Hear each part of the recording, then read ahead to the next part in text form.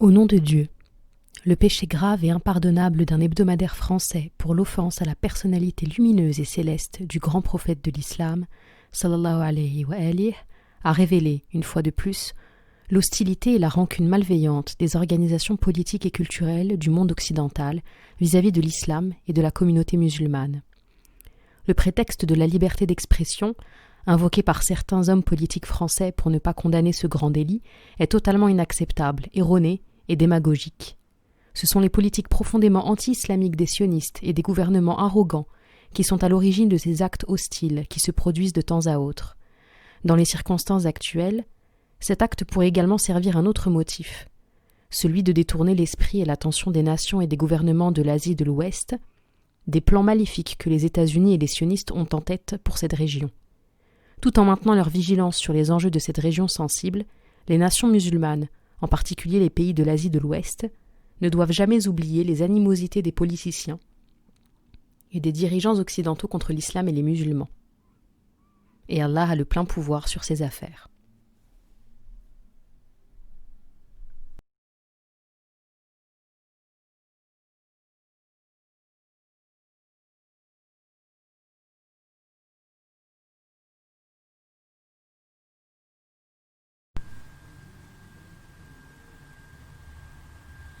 اعوذ بالله من الشیطان الرجیم بسم الله الرحمن الرحیم الحمد لله رب العالمین و صلی الله علی سیدنا و نبینا و مولانا بالقاسم المصطفى محمد و آله الطیبین الطاهرین المعصومین لا سیما حجة ابن الحسن العسکری ارواحنا لتراب مقدم الفدا.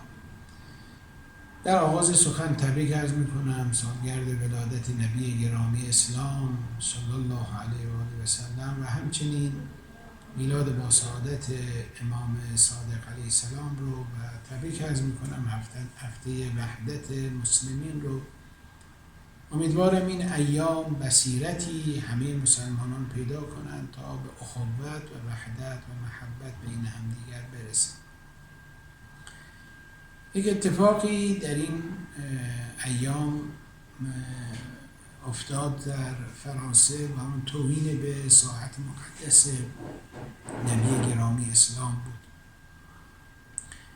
که متاسفانه خیلی ناجوانمردانه و خلافاً اصولی که درباره آزادی هست و انسانیت هست و اخلاق هست آمدن و به نبی گرامی اسلام توهین کردن و تصاویر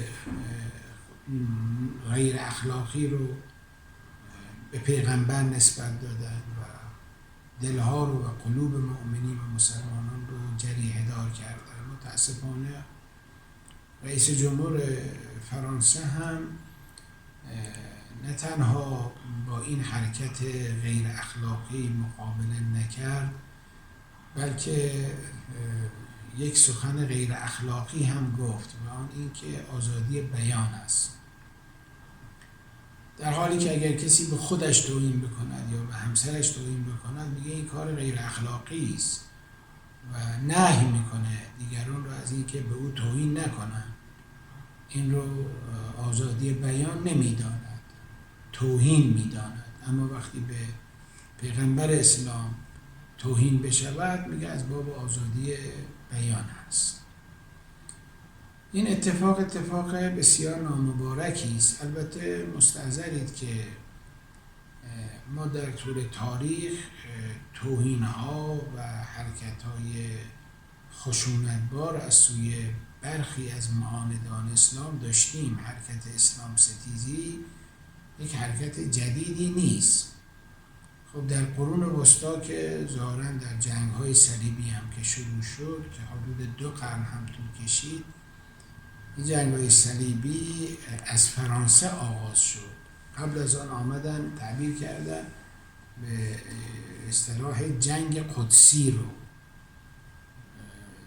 مطرح کردن. از آگوستین قدیس هم شواهدی آوردن و خلاصه جنگ کردن رو مقدس تلقی کردن. اینکه انسان برود بجنگد و آدم بکشد این مقدس است و این رو هم به مسیحیت نسبت دادن و بعد جنگ‌های صلیبی رو شروع کردن و چه جنایت‌هایی شد. 2 قرن، بیش از 2 قرن این جنگ‌های صلیبی ادامه پیدا کرد و تقریبا کل اروپا درگیر شد و چقدر مسیحی کشته شد، چقدر مسلمان کشته شد. در واقع با یه رویکرد اسلام ستیزی آمدن و این حرکت رو انجام دادن و باعث مرگ و میر خیلی ها شد و چه خانواده های از بین رفت. این که میبینیم الان رئیس جمهور فرانسه مقابله نمی کند با این توهینی که به پیامبر الهی شد، این به خاطر همون تفکر غلطی است، تفکر غلط قرون وسطایی است که حرکت اسلام ستیزی رو از اون زمان داشتن و الان هم می‌بینید به این شکل ظاهر میشه. حالا سوالی که این مطرح میشه این است که علت و علل توهین چیست؟ چه اینو دست به چنین کاری میزنن؟ خب قطعا یه دلیل عقلانی که پشت سر قصه نیست، باید دنبال علتش رفت. به نظر من مهمترین علتی که اینها دست به توهین به پیامبر اسلام میزنن، یکی از علتاش گرایش و گسترش اسلام گرایی است که در اروپا و مخصوصا در فرانسه اتفاق افتاده. در فرانسه ما شاهد این هستیم که اولا جمع کثیری از مسلمانان جهان عرب و مسلمانان آفریقایی که خب زمانی بعضی از این مناطق مستعمره فرانسه بودن، اینها اومدن وارد فرانسه شدن و مساجد مختلف در شهرهای مختلف فرانسه شکل گرفت. و بعد خب بعضی از مسیحیان وقتی اسلام رو دیدند و شناختند و معارف اسلامی رو پیدا کردن، مسلمان شدن. نظام خانواده هم که در جهان غرب داره از بین میره و متأسفانه اون فرهنگی و تعریف غلطی که از خانواده و خانوار شده از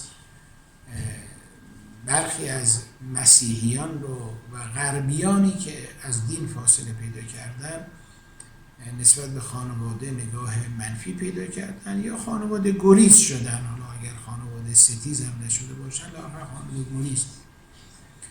مسلمان ها روز به روز داره جمعیتشون در اروپا مثلا در فرانسه داره بیشتر میشه. اصالت خانواده در بین مسلمان ها هست، اونها غیر مسلمانان از خانواده دارن پرهیز میکنن و لذا جمعیت مسلمان ها داره افزایش پیدا میکنه و این رو به عنوان یک خطر و یک تهدید احساس کردن. خب میدونید یه مدتی اتحادیه اروپا حاضر نمیشد که و حاضر نشده که ترکیه جزء اتحادیه اروپا بشه، با اینکه بخشی از ترکیه جزء اروپا هست. چرا؟ برای اینکه خب جمعیت ترکیه اکثرا مسلمانن و اگر ترکیه جزء اتحادیه اروپا بشود، میدونید جمعیت مسلمانان در اروپا افزایش پیدا میکنه نسبت به مسیحیه و این احساس خطری است که میکنه. و لذا برای اینکه بتوانن فضای اسلام ستیزی رو رواج بدن اومدن از شیوه رسانه‌ای استفاده کردن. یکی از روش‌های رسانه‌ایشون همین کاریکاتورهایی است که میکشن و به پیامبر توهین میکنن. یه شیوه دیگه‌شون اینه که فیلم‌های سینمایی میسازن، سریال‌ها و بعضی از فیلم‌های اکشنی که میسازن و در واقع هم اسلام خشن رو معرفی میکنن و هم ترویج خشونت علیه اسلام رو نشان میدن. این حرکت بسیار زیرکانه است که دارن انجام میدن و در واقع اصلا به نظر من همین حرکت ها باعث شد که جریانی به نام داعش شکل پیدا بکنه. اصلا داعش معلول اسلام ستیزی است که در اروپا شکل گرفت. مسلمانانی که در اروپا بودن شهروند درجه 2 محسوب می شدن و سبب شد که خب یه عده مسلمان بیان و جریان داعش رو به وجود بیارن. البته اصل رهبران داعش هم که توسط در واقع آمریکایی‌ها پدید اومد. بعد هم اسلحه به اینا دادن و این جنایت ها رو به وجود آوردن. و جالبه بدانید قبل از این که اصلا داعشی شکل پیدا بکند، داعش و از کنم تفکر داعش و پرچم داعش در فیلم های هالیوودی وجود داشت. هنوز داعشی نبود، هنوز از کنم ساختمان های دو قلوهای آمریکا منفجر نشده بود، از بین نرفته بود، ولی حرکت های داعشی و خشونتبار تندروهای تکفیری رو اینا در فیلم های سینمایی نشان دادن. و همین الان هم اونقدر رسانه، حالا چه از طریق هنرهای تصویری، نمایشی، سینما و امثال ذالک و یا از طرق مختلف در واقع توهین به اسلام میکنن و ترویج میکنن اسلام ستیزی رو. لذا میبینید بعضی کلیپ ها رو تو فضای مجازی هست که میبینید مثلا یه خانومی چادر سرشه داره مثلا همراه بچه هاشن، یه کسی میاد یه لگد بهش میزنه یا کتکش میزنه، پرتش میکنه، طرف اصلا بیهوش رو زمین میفته. اینا حرکت هایی است که معلول این در واقع رسانه های در فضای مجازی و در سینما هاست که مردم غیر مسلمان رو نسبت به مسلمان ها در واقع به صورت اسلام ستیز بار میارن تا این چنین برخوردهای ناخودآگاه حتی ممکن از اونها سر بزنه. پس من فکر میکنم مهمترین علت توهین به اسلام و مهمترین علتی که باعث شده که اینها صریحاً بیان و با اسلام برخورد کنن و اسلام ستیزی رو در غرب رواج بدن، گسترش اسلام در جهان غرب و مخصوصاً در فرانسه است. خب حالا ما در مقابل این رفتارهای خشن و رفتارهای اسلام ستیزانه چه کار باید بکنیم؟ در برابر این توهینایی که به پیامبر می شود، توهینایی به مسلمان ها می شود، برخوردهای خشونت آمیز فیزیکی نسبت به مسلمان ها انجام میشه، ما چی کار باید بکنیم؟ خب یکی از کارهای مهم استفاده از رسانه است. ما باید با رسانه اسلام ناب رو معرفی کنیم، به جهان معرفی کنیم اسلام دین رأفت، رحمت، مروت، انسانیت است. اسلام دینی است که علاوه بر اخوتی که بین شیعیان و بین مسلمانان هست که اسلام ایمانی و اسلامی ازش یاد میکنن، ما یه در واقع اخوت عرض کنم اسلامی و اخوت ایمانی ازش یاد میکنن. ما یه اخوت در اسلام داریم به نام اخوت انسانی، الانسان و اخو الانسان، همه انسان ها برادر یکدیگر. این در آموزه اسلام هست.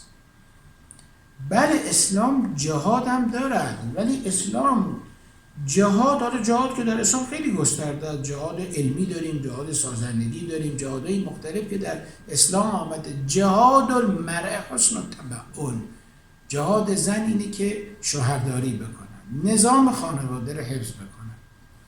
یا درباره مرد داریم که الکاد لعیالی کالمجاد فی سبیل، کسی که تلاش میکنه برای خانواده و زن و بچهش، تلاش اقتصادی میکنه که از راه حلال کسب حلال بکنه، مثل مجاهد در راه خداست. ما در اسلام جهاد اقتصادی داریم، جهاد سازندگی داریم، جهاد علمی داریم، عرض کنم جهاد در سلامت داریم، جهاد در امنیت داریم و یک جهاد نظامی هم داریم. اون وقتی که عده یاغی هستند، عده حربی هستند در مقابل اسلام نیستن، اون جهاد نظامی مطرح میشه. ولی جهادی که در جهاد نظامی در اسلام مطرحه، اونم در واقع از صنف دفاع است که خب یه امر عقلانی، چون که دشمنی حمله میکند باید ما جهاد رو داشته باشیم. پس بنابراین اسلام رأفت و رحمت و اخوت و محبت رو به نظرم باید معرفی کرد و در رسانه ها به دنیا نشان داد. مسلمانان ترکیه، مسلمانان آفریقا، مسلمانان مالزی، اندونزی، جهان عرب، ایران، افغانستان، لبنان، عراق اینا باید از رسانه ها استفاده کنن، یک حرکت جهاد رسانه‌ای صورت بگیره برای معرفی اسلام و در برابر این توهینی که به اسلام میکنن نشان بدیم که اسلام چه دینی است. من میخوام اینو عرض بکنم که گاهی اوقات این توهینا باعث میشه که یه عده‌ای برن اسلام مطالعه کنن و باعث معرفت زایی نسبت به اسلام بشه. البته در کنار این کار فرهنگی و رسانه‌ای لازم است ما با نخبگان ارتباط داشته باشیم، اسلام تمدنی رو و اسلام فرهنگی رو به نخبگان معرفی کنیم. لازم است سیاستمداران دنیا سفرای فرانسه رو در کشورشون احضار کنن، تذکر بدن و نشان بدن که ما قاطعیت رو در کنار رأفت و محبت داریم. لذا اینکه کشورهای اسلامی بی تفاوت از این توهین بگذرن این حرکت درستی نیست و باید رسما و به صورت دیپلماتیک این حرکت غلط رو محکوم بکنن و دولت‌های اسلامی متحد بشون برای محکوم کردن این حرکت‌های غلط که دیگه بعداً جرأت پیدا نکنه این حرکت‌های نادرست و غیر اخلاقی رو تکرار بکنن. امیدوارم انشاءالله این بصیرت رو هم دولت‌های اسلامی پیدا کنن هم ملت‌های اسلامی و با اخوت و وحدت بتونن در مقابل اسلام ستیزی دنیای جدید بایستن و اسلامگرایی اخلاقی و منطقی و عقلانی رو به دنیا معرفی بکنن. و السلام علیکم و رحمت الله و برکاته.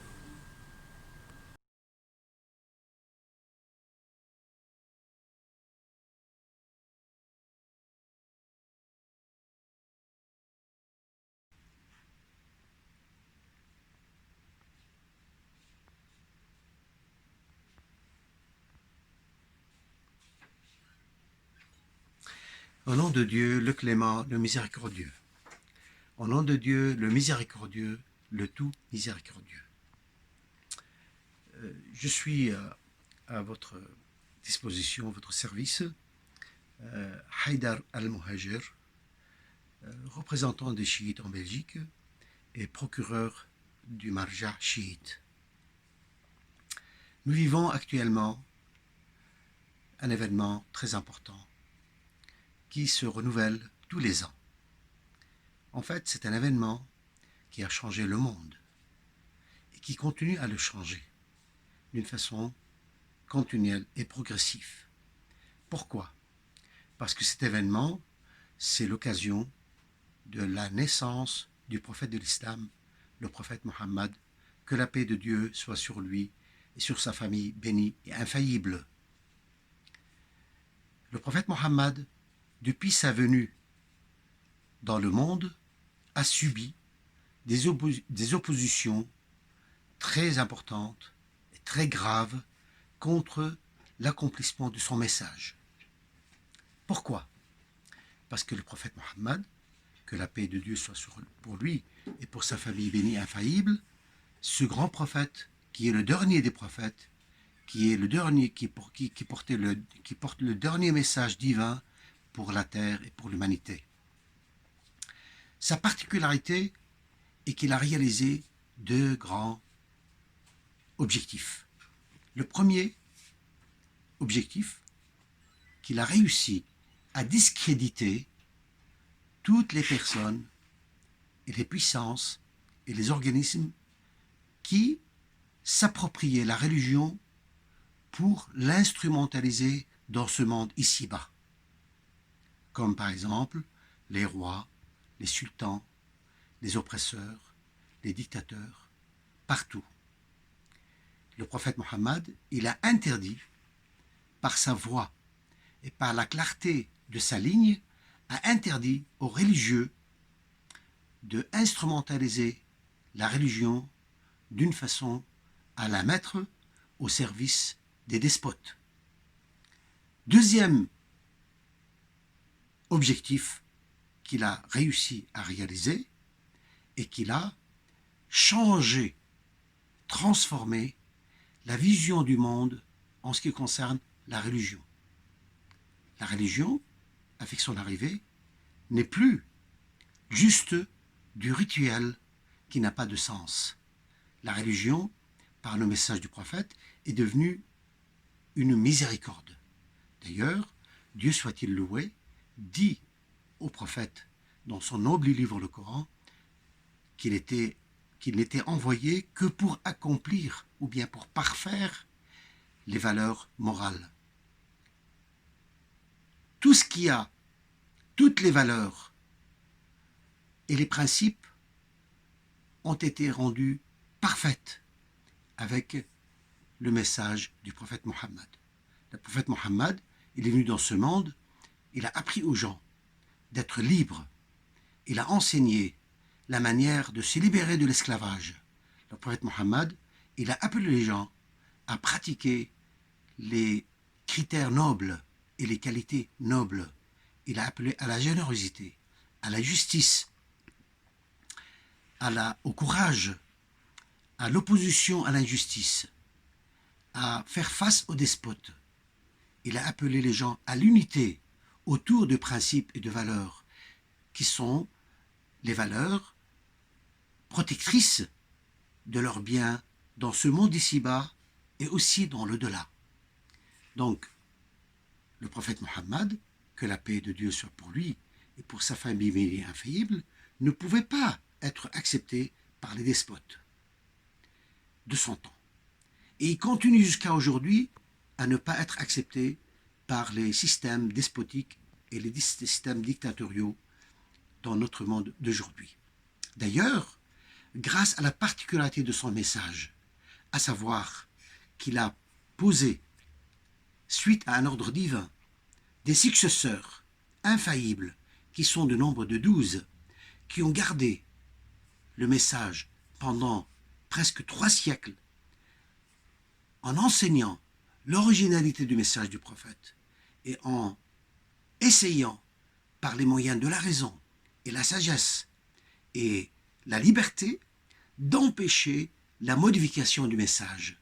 C'est pourquoi, grâce à ces successeurs infaillibles, la religion est restée intacte. Bien que des musulmans, ils ont essayé de transformer et de modifier et de défigurer la religion, mais grâce à eux, présents pendant 3 siècles, 300 ans, ses procureurs, ses représentants, ils accompagnaient l'humanité dans le chemin de la connaissance de la vraie religion de Dieu. Aujourd'hui, nous revivons les mêmes événements dans l'histoire. Nous revivons à la fois le combat des justes contre à la fois les modificateurs de la religion et les ennemis de la religion. D'un côté, les défigurants, ceux qui défigurent, qui veulent transformer la religion, ils essayent de commettre des actes horribles au nom de la religion. Cela permet à ceux qui sont contre la religion de utiliser ces actes horribles qui sont certainement bannis par le prophète. Ils essayent d'utiliser ces actes horribles pour s'attaquer à la religion du ciel qui est l'islam. Mais ils oublient un détail, à savoir que ce chemin que le prophète Mohammed, que la paix de Dieu soit pour lui et pour sa famille bénie et infaillible, que ce chemin qui a été indiqué et posé par le prophète a mis en place un système qui peut faire face à toutes ces forces sataniques et diaboliques qui veulent d'un côté modifier la religion et d'un autre côté s'attaquer à la religion. Et, par exemple, parmi les résultats bénéfiques du chemin du prophète qu'il a tracé, nous avons actuellement le Wilayat al-Faqih. Wilayat al-Faqih, c'est quoi? Wilayat al-Faqih, c'est un système politique qui à la fois s'attache au ciel par la connaissance d'un docteur de la loi, d'un magistrat qui connaît bien la loi et qui prouve son authenticité et son intégrité par ses qualités morales, et d'un autre côté qui accède à la direction de la société grâce au peuple, grâce à la population. Donc c'est un système qui défie le système démocratique. C'est un système qui permet à un sage, grâce au soutien de son peuple, de gérer la société d'une façon à suivre le chemin du prophète, qui est ce chemin de la justice et de l'intégrité et de la liberté. Grâce à ce système, aujourd'hui, nous sommes dans une situation où nous avons les moyens de nous opposer en même temps à ceux qui veulent défigurer la religion et ceux qui veulent combattre la vraie religion. Je remercie Dieu qui nous a mis ce grand bien, à savoir un organisme comme l'organisme de l'imam Al-Riza, l'organisme du mausolée de l'imam Riza en Iran, l'Iran de l'islam, l'Iran de l'imam Khomeini. Ce grand organisme, elle nous permet, n'est-ce pas, de s'exprimer afin de montrer la vérité de notre prophète, cette vérité de miséricorde. Donc je remercie infiniment cet organisme. Je remercie aussi le peuple iranien qui soutient ce chemin malgré toutes les forces de l'arrogance mondiale, qui protège cette république qui veut suivre la voie de notre prophète. Et je remercie aussi mes chers téléspectateurs pour m'avoir donné ces petits instants. Et puis, enfin, je me félicite et je vous félicite tous pour l'anniversaire du prophète de l'humanité, le prophète de la miséricorde, notre prophète Mohammed. Que la paix de Dieu soit pour lui et pour sa famille bénie et infaillible. Wassalamu alaikum.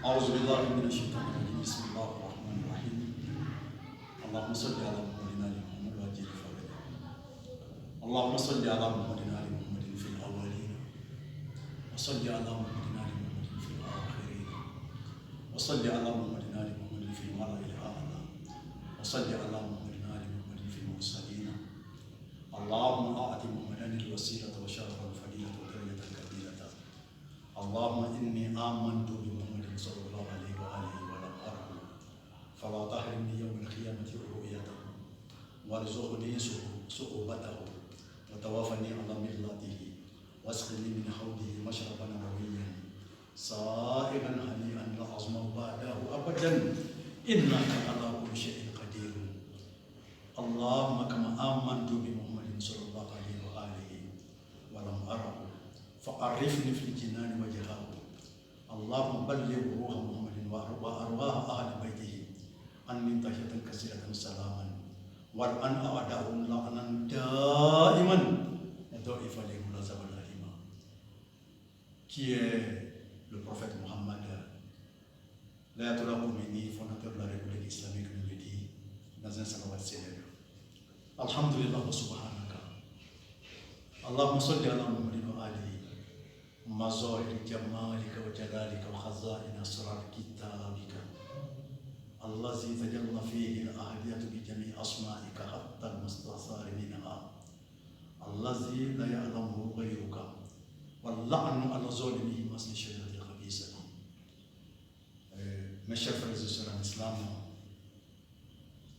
je voudrais un peu intervenir dans le débat sur les sataniques caricatures que Charlie Hebdo, le journal satirique français, a fait sur le noble prophète Mohammed sallallahu alayhi wa alihi, la meilleure des créatures de tous les temps. Il faudra d'abord constater que ce débat, depuis quelques semaines, fait ravage dans le monde. Il a suscité, il a fait couler beaucoup d'encre et de salive. Il n'est pourtant pas prêt de s'estomper. Pourquoi? Parce que tout simplement, la meilleure créature a été prise possible. L'injure a été faite à Muhammad, le dernier prophète suscité, envoyé par Allah, comme miséricorde à tout l'univers.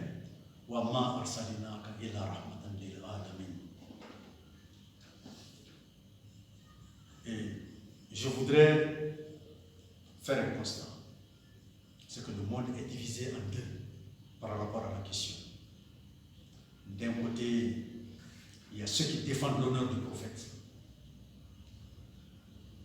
qui a amené une religion pratiquée aujourd'hui par plus d'un tiers de l'humanité. Et de l'autre côté, il y a des maudits éternels, comme Emmanuel Macron, Trump et le secrétaire général des Nations Unies, Guterres. Je voudrais saluer le président turc, M. Erdogan. Il n'était pas déjà en retraite. Il était déjà au front pour la défense de l'islam et du prophète. Mais dans cette affaire, on peut dire qu'il a avancé de plusieurs pas. Il s'est porté en avant-garde pour la défense du prophète. Qu'il soit béni, protégé et glorifié par Allah. Je voudrais saluer le guide suprême de la révolution iranienne, son éminence Seydi Ali Khamenei, qui reste ferme sur sa position, qui reste le véritable disciple de l'Ayatollah Khomeini. L'Ayatollah Khomeini, comme on s'en souvient, qui a émis la fatwa contre l'éternel maudit Salman Rushdie, qui a osé faire un roman pour s'attaquer très gravement à l'honneur du prophète. Qu'il soit voué au flanc de l'enfer, comme tous ceux qui l'ont soutenu. Il faut faire un autre constat. Emmanuel Macron est le président de la France. La France, vieux pays, pays de l'égalité, de la liberté, de la fraternité. France dit pays des Lumières. La France qui dit vouer un culte au respect de l'être humain. Malheureusement, c'est le président de cette France-là aujourd'hui qui crie au monde entier qu'il ne va pas arrêter. Nous n'arrêterons pas. Tous les maudits de son acabit. Nous n'arrêterons pas les caricatures contre le prophète de l'islam. La France, si j'ai bonne mémoire, a été consacrée par le pape, je crois, Paul Pie XII, je crois, fille aînée de l'Église. Comment cette France-là peut être aujourd'hui au devant de la scène dans les attaques contre le prophète de l'islam? Charlie Hebdo, ancien journal qui s'appelait Harakiri, qui pour avoir dénigré, insulté le général Charles de Gaulle, a dû être fermé pour revenir sur le nom de Charlie, afin de faire amende honorable par rapport à l'injure faite au général de Gaulle. C'est ce Charlie Hebdo qui continue depuis plusieurs années à insulter le prophète de l'islam afin de caricaturer, comme s'il n'y avait pas d'autre sujet à traiter. Comment des gens bien pensants, comment des gens normaux puissent avoir du plaisir à s'en prendre au prophète des autres? Dieu merci, la Cour européenne des droits de l'homme s'est prononcée et elle a dit clairement que le blasphème n'est pas de la liberté de penser, n'est pas de la liberté d'opinion, n'est pas de la liberté de penser, n'est pas de la liberté du cours. Le blasphème, c'est le blasphème. Emmanuel Macron, ce satané président français, a pris en otage toute une classe d'enfants, petits enfants, parce qu'un a osé écrire au tableau Emmanuel Macron est un con. Il ne l'a pas supporté. Il a pris en otage toute une classe. jusqu'à ce que l'enfant se sente obligé de se déclarer. On sait ce que ça a suivi. Mais un homme comme Macron, est-ce que nous devons être surpris aujourd'hui par le comportement d'un homme comme Macron? Voilà un bonhomme, un garçon, qui à l'âge de 16 ans, donc il n'était pas encore mature, consommait de la fornication avec une femme adultère, parce qu'il y a une nuance entre fornication et adultère. Avec une femme adultère de 39 ans, qui plus est avait déjà 2 enfants qui sont plus âgés que moi. Donc un gamin de 16 ans qui consomme le péché de la fornication avec une femme mariée, une femme d'autrui. À quoi de bon peut-on s'attendre de la part d'un tel homme? Que gagne-t-il? Que gagne-t-il à insulter le prophète des musulmans? Que gagne-t-il? Ceci n'est pas une tradition française à ce que nous savons. Une petite anecdote. En mai 1968, toute la France estudiantine était en révolte, en grève contre l'État, contre le pouvoir public. Dans un des épisodes, la police était chargée de donner la charge aux étudiants. Et au moment de donner la charge aux étudiants, un des policiers a constaté que le philosophe Jean-Paul Sartre n'était pas très loin. Il a crié à la hiérarchie: attention, Sartre est là. Tout le monde s'est arrêté. On n'a pas voulu charger les étudiants parce que Sartre était là. Si nous plongeons dans la littérature française, prenons Alphonse de Lamartine, qui nous a laissé un des plus beaux, sinon peut-être le meilleur texte sur le prophète, qui reconnaît la grandeur du prophète, qui reconnaît la noblesse de sa mission. Alphonse de Lamartine n'est pas n'importe qui, homme de lettres, mais ancien ministre des Affaires étrangères. Si nous prenons Victor Hugo, qui ne se souvient pas de son poème sur le prophète Mohammed, sur les derniers instants du prophète Mohammed, qui ne se souvient pas de ça? Certes, des gens comme Voltaire se sont moqués, ont raillé le prophète Mohammed sallallahu alayhi wa alayhi dans sa divine comédie. Mais les recherches ont montré que vers la fin de sa vie, il a regretté pourquoi il a écrit la divine comédie. On peut citer des exemples, beaucoup d'exemples. Fait remarquable, dans tous les pays de l'Europe, les gens qui ont plus ou moins donné leur nom à la langue de ces pays-là, tous se reconnaissent la grandeur du prophète de l'islam, Mohammed sallallahu alayhi wa alayhi. C'est le cas en Allemagne, par exemple, de Goethe, qui est considéré Goethe, je ne sais pas. Comment on prononce Goethe en allemand? Goethe. Goethe. Von Goethe. Goethe. Wolfgang von Goethe. Wolfgang Goethe, voilà. Ouais, en français, nous disons Goethe. Goethe, qui a donné son nom à la langue française. Les Cervantes, c'est la même chose. Tous ont reconnu la grandeur du prophète de l'islam. Michael Hart a même classé le prophète de l'islam premier parmi les 100 meilleurs de l'humanité. Ceci n'est pas rien. Comment peut-on prendre du plaisir à insulter un tel homme si ce n'est pas de la malédiction, si ce n'est pas de la déchéance? Que Macron soit maudit, qu'il soit maudit à jamais et qu'il aille brûler bientôt dans les flammes de l'enfer. On se souvient du film de La dernière tentation du Christ, où quelques Israéliens encore se sont attaqués au prophète Jésus-Christ. À ma connaissance, ils ne l'ont pas réuni. On sait le tollé que cela a soulevé en Occident à l'époque, de la part des croyants chrétiens. Et remarque très importante,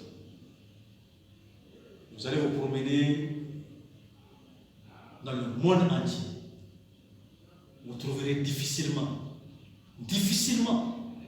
un musulman digne de ce nom qui ose s'attaquer aux prophètes des autres religions. Non, au contraire, tous les prophètes sont vénérés par les musulmans. Pourquoi s'en prend-on régulièrement et de façon délibérée à l'honneur, à l'honorabilité du prophète de l'islam? Que Macron dise qu'il ne s'arrêtera jamais. Qu'il ne s'arrête pas. Un maudit ne peut faire autre chose que du mal.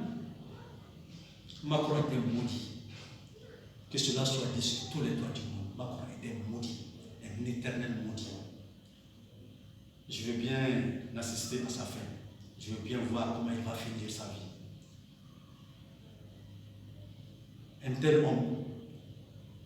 homme mérite les malédictions du monde entier. Nous savons que nous n'avons aucune incertitude par rapport à la malédiction de Macron. Allah n'aime pas qu'on s'en prenne à son prophète. Si nous partons dans le Saint-Coran, nous avons plusieurs exemples de ça. Dans le Saint-Coran, vous partez à la sourate numéro 66, sourate Al-Harim. À cause de l'inconduite de certaines des femmes du prophète, le Seigneur des mondes s'est fâché pour dire que je ne tolère aucune incartade à l'égard de mon prophète. Et Allah a fait une sévère mise en garde aux épouses du prophète qui sont rendues coupables d'une inconduite à l'égard du noble prophète. C'est ainsi à tous les cas. Chaque fois que vous en prenez à l'honneur du prophète, chaque fois que vous avez une inconduite, si minime soit-elle à l'égard du prophète, sachez que vous êtes maudit par Allah. C'est une constante. Vous partez dans l'histoire des gens comme Tolga et autres qui se moquaient du prophète, qui raillaient le prophète. Ils sont tous morts de mort atroce. Tués d'une manière que tout le monde sache que voilà leur triste fin, c'est parce qu'ils se moquaient du prophète. Macron finira par ça. Je ne voudrais pas être trop long. Je renouvelle mes malédictions contre Macron, contre tous ceux qui l'ont soutenu, Gutiérrez et autres, contre tous les homosexuels du monde qui le soutiennent, contre tous les gars de l'extrême droite qui le soutiennent. Je renouvelle mes malédictions contre tous ces gens-là. Et ces malédictions-là sont des malédictions certaines, parce que les anges les maudissent, les croyants les maudissent, les gens nobles les maudissent, et ces malédictions dans les atteindront. Sans aucun doute. Voilà ce qu'on peut dire de Macron.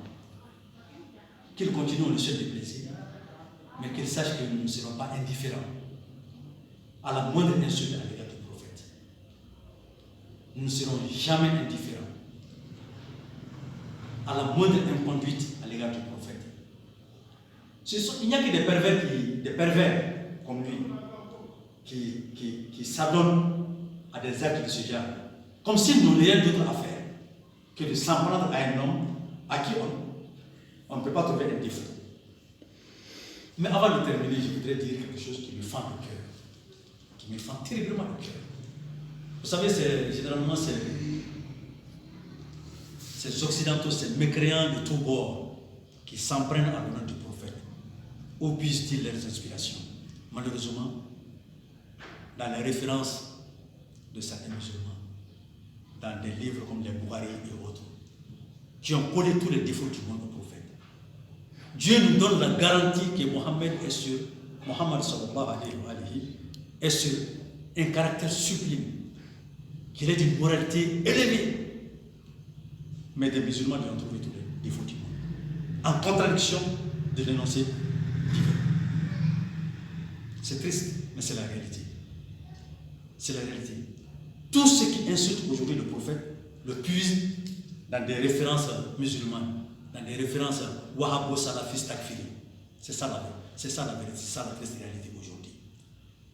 Donc, ensemble, pour la défense de l'honneur du prophète, ensemble pour maudire ceux qui font du mal au prophète, aujourd'hui, demain et depuis hier, ensemble pour rétablir les vérités concernant le prophète et l'islam.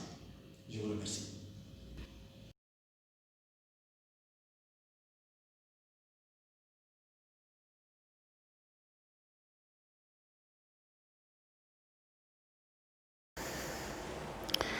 بسم الله الرحمن الرحیم.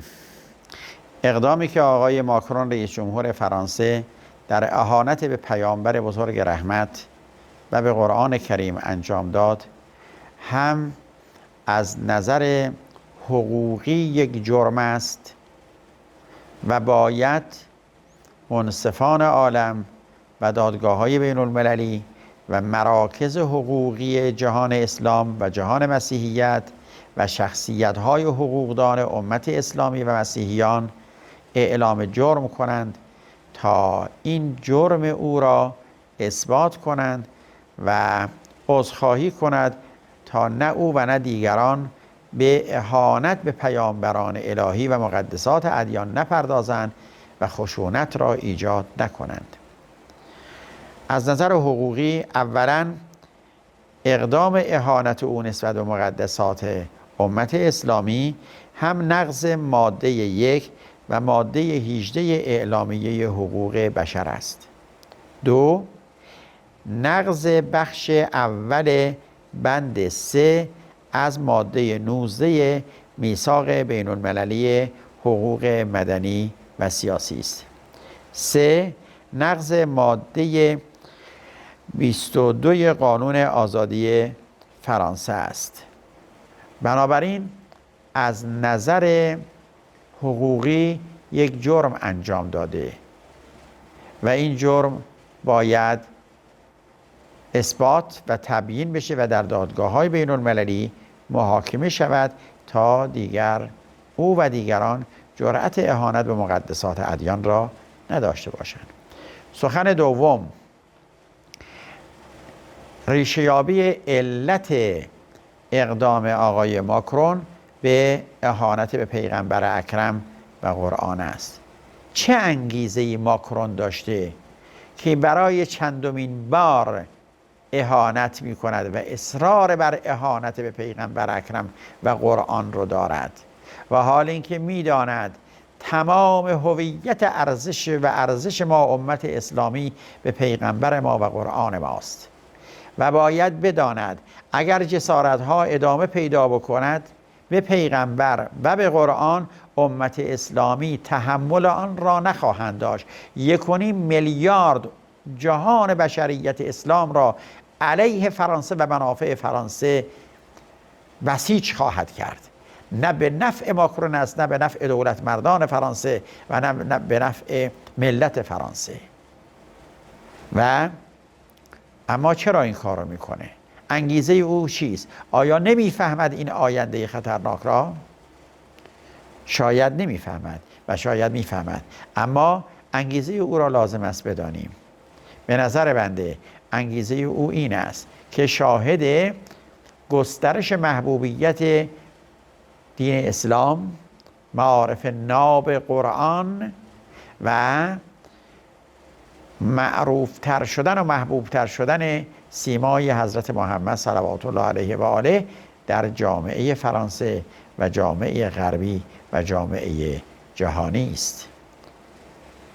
معارف قرآن به دلیل اینکه ناب است، قرآن ما تحریف نشده، همه آیاتش وحی الهی و صحیح است و پیغمبر اکرم هم تمام سیره و گفتارش ارزش‌ها، دعوت به علم، دعوت به رشد، دعوت به تمدن، دعوت به محبت، دعوت به صله رحم، دعوت به همکاری و محبت به همه ادیان آسمانی است. چون این چنین است مورد قبول و استقبال جوامع بشری قرار میگیره و در سالهای اخیر شاهد این شدیم که یدخلون فی دین الله افواجا، گروه گروه مردم نخبگان به اسلام میگرایند و از اسلام تعریف میکنند.